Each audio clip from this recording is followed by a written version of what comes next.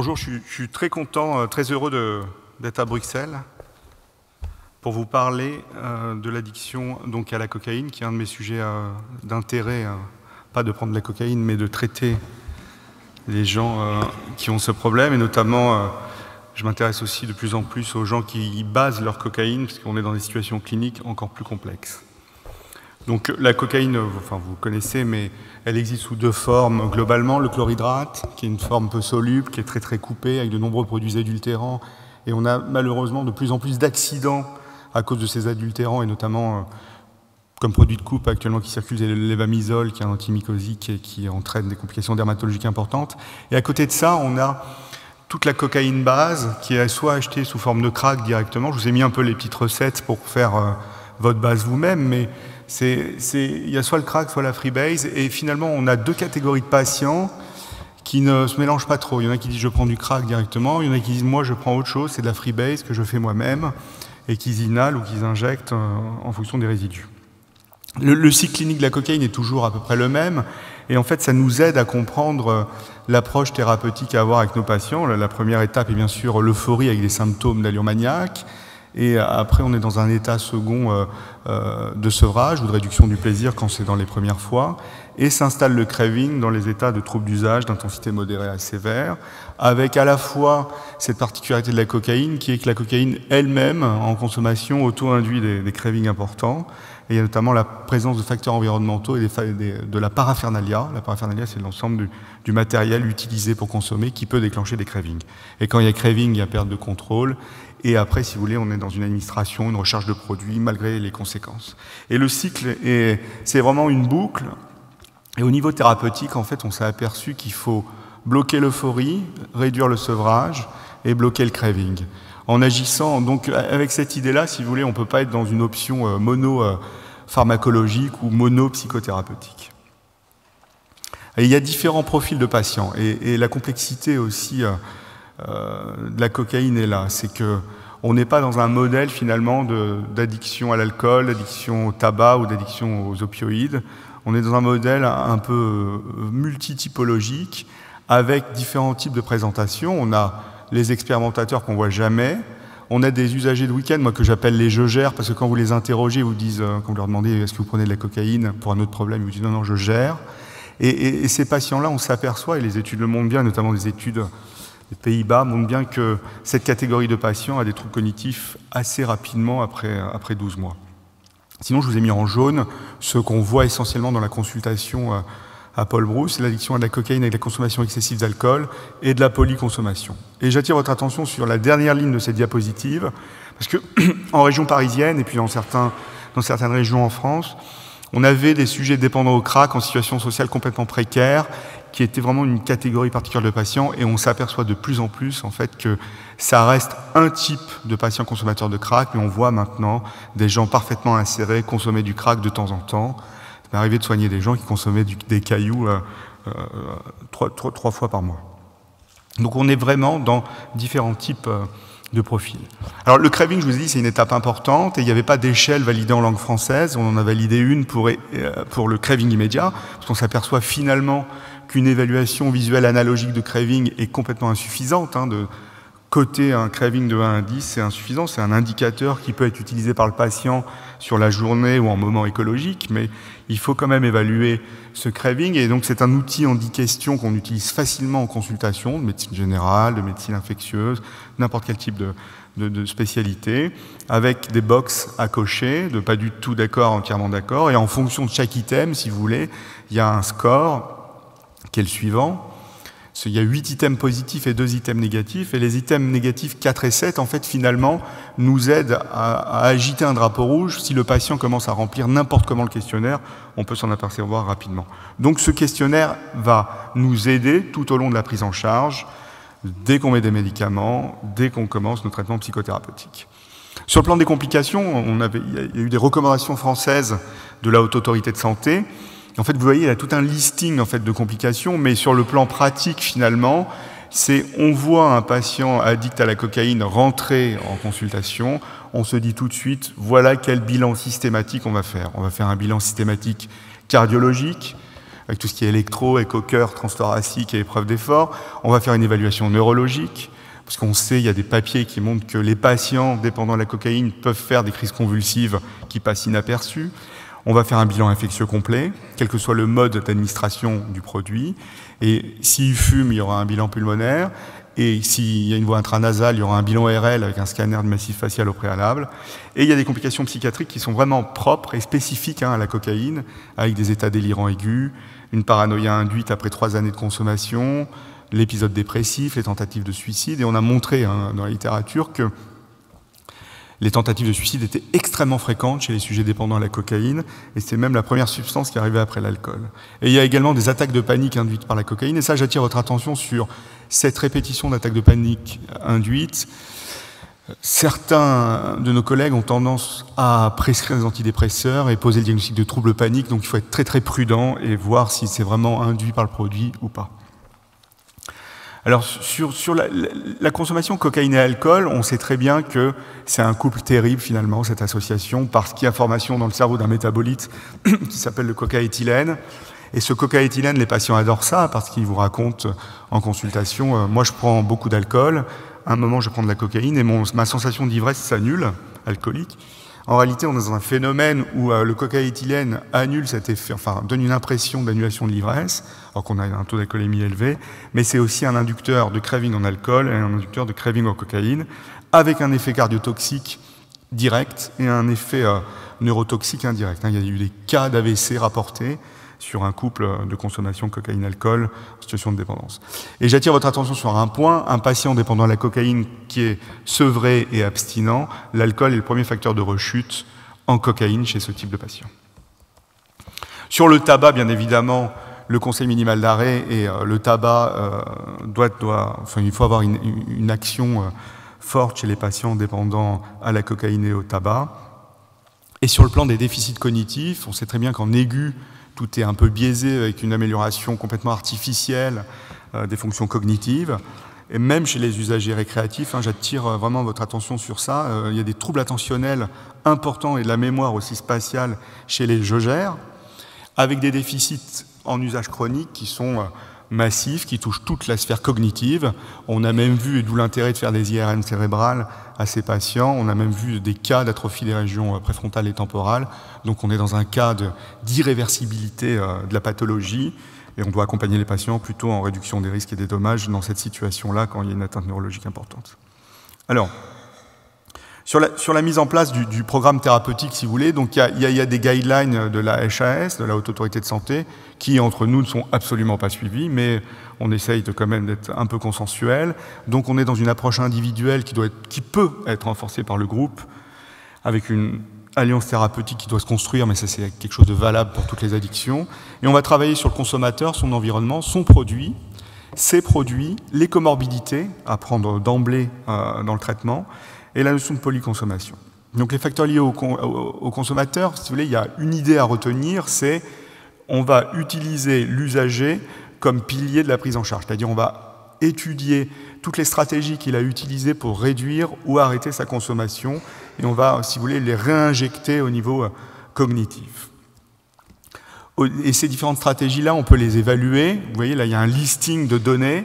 En fait, ces données-là doivent être évaluées point par point chez les patients, comme quelle est sa capacité d'abstinence périodique, quelle est sa capacité de refuser de la cocaïne, est-ce qu'il peut consommer à faible dose, etc.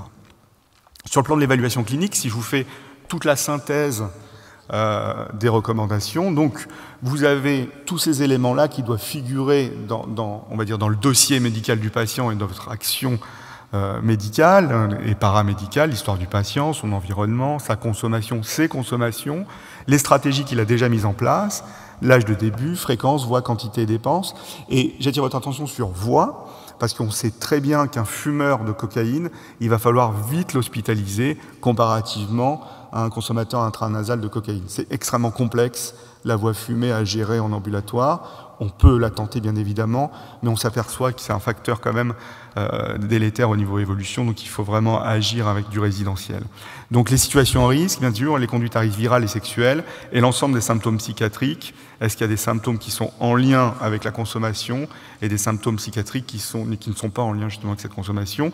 Et bien évidemment, en regard du tableau des complications, un bilan somatique complet à faire systématiquement chez tout patient qui a le motif cocaïne. Dans les indicateurs de suivi, donc il y a les symptômes de sevrage, le craving, les consommations, la réduction des consommations. Il y a aussi l'évaluation neuropsychologique à penser au début de la prise en charge. Une fois qu'on a sevré le patient, le sevrage est assez rapide. Et une variable simple d'évaluation est l'observance thérapeutique. Alors nous, on a monté un programme à Paul Brousse, programme spécifique cocaïne, avec des cibles, des cibles à cible abstinence notamment, à 3 semaines, 3 mois, 6 mois, 9 mois, 12 mois, et on table sur 12 mois de suivi, avec bien évidemment une prise en charge très globale, avec un médecin, avec un infirmier, avec psychologue, assistante sociale, éducateur s'il faut, etc. Donc, mais on a des cibles, donc 3 semaines, 3 mois, 6 mois, 9 mois, 12 mois, et on voit où on en est avec le patient à chaque fois. À 12 mois, on est fixé. Les cibles thérapeutiques, donc c'est bloquer l'euphorie, le sevrage, le craving, évaluer les troubles cognitifs et les traiter, et bien évidemment les comorbidités à prendre en compte dès la prise en charge, dès le début de la prise en charge. Sur le plan pharmacologique, on n'a aucun traitement qui a l'AMM, qui a l'autorisation de mise sur le marché en France. Et en Belgique, je pense que c'est la même chose. Donc il y a 3 approches. Il y a l'approche pharmacocinétique, dynamique, et le remplacement, l'approche substitutive. L'approche pharmacocinétique, c'est l'approche d'avenir avec l'immunothérapie et l'utilisation de vaccins curatifs et d'anticorps monoclonaux. Donc il y a des résultats qui commencent à être assez intéressants, notamment l'utilisation de vaccins curatifs, mais il y a encore des mais sur le vaccin échappe, le taux d'anticorps est extrêmement variable en fonction des patients, et surtout il y a eu des cas d'overdose chez les patients qui dépassaient le niveau de seuil du vaccin, puisque le vaccin, donc il y a un complexe qui se forme, vous prenez de la cocaïne, il y a un complexe anticorps, antigène cocaïne qui se forme, et en théorie ça passe pas la barrière hémato-encéphalique, mais il y a eu des cas d'overdose où visiblement ils surconsommaient de la cocaïne pour dépasser l'effet du vaccin. Donc il y a eu d'autres études, notamment en utilisant l'imagerie cérébrale pour être efficace au maximum, avec des pistes d'autres combinaisons protéiques pour les vaccins. L'approche actuellement vraiment qui fait rêver, c'est l'approche l'enzyme génétiquement modifié, avec notamment tout ce qui est cocaïne hydrolase. Et ça, c'est vraiment un travail fait surtout par des équipes chinoises, un travail extrêmement intéressant, parce que ces hydrolases sont des enzymes qui inactivent immédiatement la cocaïne et qui sont à longue durée d'action. Donc on est vraiment dans un traitement d'avenir qui casserait l'effet cocaïne dès la prise du traitement. Sur l'approche pharmacodynamique, c'est cette approche qu'on utilise un peu partout en Europe. Donc on utilise des médicaments qui vont cibler des récepteurs ou des transporteurs et les différents types de neurotransmetteurs. Il y a eu beaucoup cette hypothèse préhistorique de la dopamine, donc tout le monde mettait des antidopaminergiques, etc. Mais on s'est aperçu que finalement ce n'était pas la bonne piste chez le cocaïnomane, notamment avec l'aripiprazole, qui au départ était une piste taillée et qu'il faut juste se faire superviser au final. Dans la HAS, dans les recommandations de la HAS, était précisé les entretiens motivationnels doivent être utilisés au début de la prise en charge avec très peu de séances, la TCC et le traitement actif sur l'addiction à la cocaïne, et les psychothérapies d'inspiration analytique peuvent être envisagées secondairement.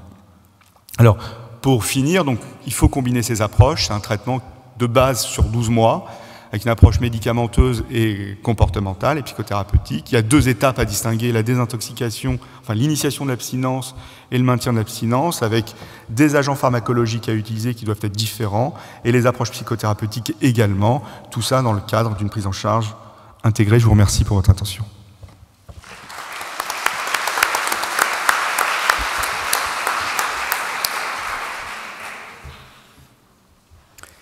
Est-ce que vous avez des questions? On a quelques minutes pour quelques questions.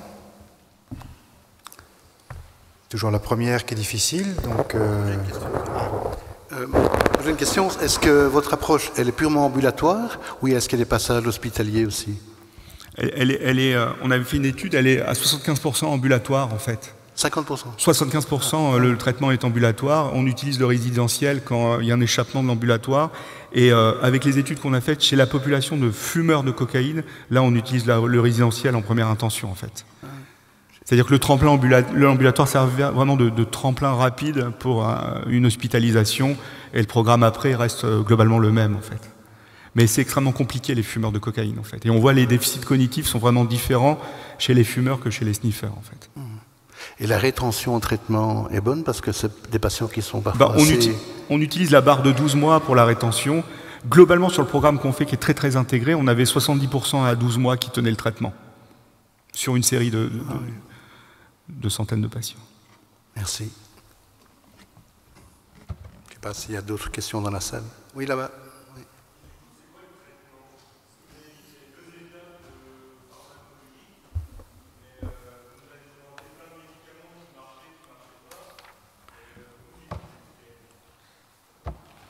En fait, je vous ai montré les tendances de traitement pharmacologique. En fait, il n'y a aucun traitement qui a d'autorisation officielle, mais on utilise, avec les données actuelles, là, en 2018, on utilise la N-acétylcystéine. Enfin, en tout cas, nous, on a ce recul-là sur la N-acétylcystéine à fort dosage en début de traitement, et on switch sur du topiramate ou du disulfiram en deuxième ligne. On a très très peu d'options.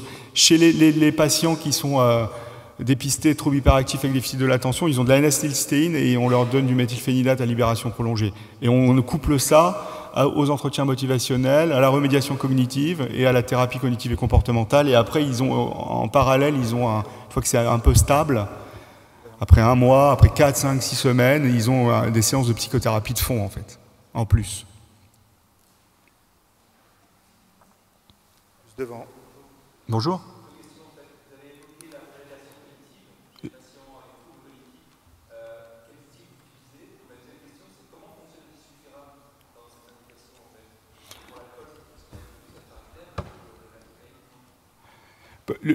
Pour la remédiation cognitive, les outils utilisés, alors je ne les connais pas dans les détails, c'est notre psychologue qui s'en occupe, mais en tout cas, c'est des choses assez classiques, comme utilisées dans les addictions à l'alcool, mais les outils spécifiques, je ne peux pas vous en parler.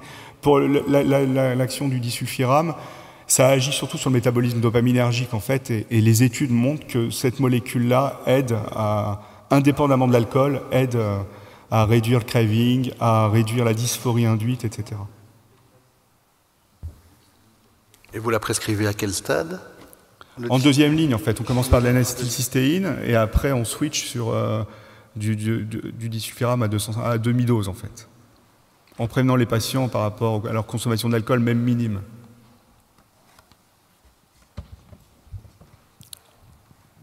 Question juste, madame. Est-ce que vous avez une explication pour laquelle ces patients-là réagissent moins positivement aux thérapies de groupe et c'est plutôt des thérapies individuelles qui marchent mieux qu'en groupe?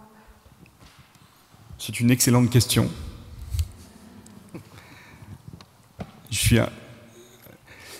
On privilégie à forme la prise en charge individuelle. Je ne peux pas vous dire pourquoi ils adhèrent quand même globalement. Enfin, un patient qui adhère à son programme global, le groupe, il va y adhérer, mais je ne peux pas vous dire quelle est la différence, je ne sais pas.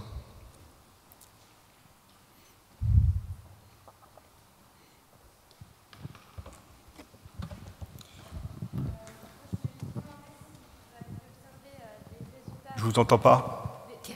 Ah ouais, merci. Est-ce que vous avez pu observer des résultats avec la prescription de mirtazapine, qui est un antidépresseur en fait, mais à ma connaissance, Reméron, ouais. Des résultats sur, il y a pas. Par rapport au craving. Non, Okay. Il n'y a aucun antidépresseur qui fonctionne. Parce que je travaille dans un foyer, puis c'est vrai que ils ont tous été. Il y en a beaucoup qui ont le Reméron en fait en réserve en cas de craving. Et puis, la mirtazapine? Ouais. Non, mais il n'y a pas de données sur la mirtazapine. Okay. Elle est souvent donnée en plus pour les troubles du sommeil, mais on n'a aucune donnée d'efficacité de la mirtazapine sur le craving en cocaïne. Il n'y en a aucune. Merci.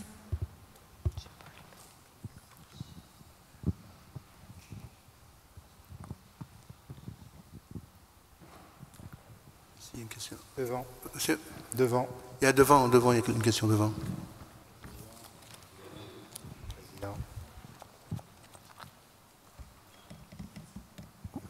Oui, Laurent, j'en profite pendant que je te tiens au bout du micro. Là. La N-acétylcystéine serait efficace sur le craving cannabis, nicotine, alcool. Ouais. Est-ce que tu vois, toi, chez des patients, une réduction de la consommation d'autres substances que l'alcool, que la cocaïne, pardon? Oui, on l'utilise aussi dans le cannabis. Il y a eu un beau papier, une belle étude qui était sortie chez les ados, notamment dans l'American Journal of Psychiatry. On l'utilise à le même type de dosage, en fait, des dosages très très élevés. Et je pense qu'il y a toute cette hypothèse glutamatergique des addictions qui est quand même maintenant bien avancée. Je pense toi, plus spécialisé que moi sur ça, mais je pense qu'il y a cette hypothèse-là à prendre en compte. Et tous les travaux de Calivas, en tout cas, autour de la cocaïne et du glutamate, font que la N-acétylcystéine, c'est une piste d'avenir pour nos patients, en tout cas au début de leur traitement.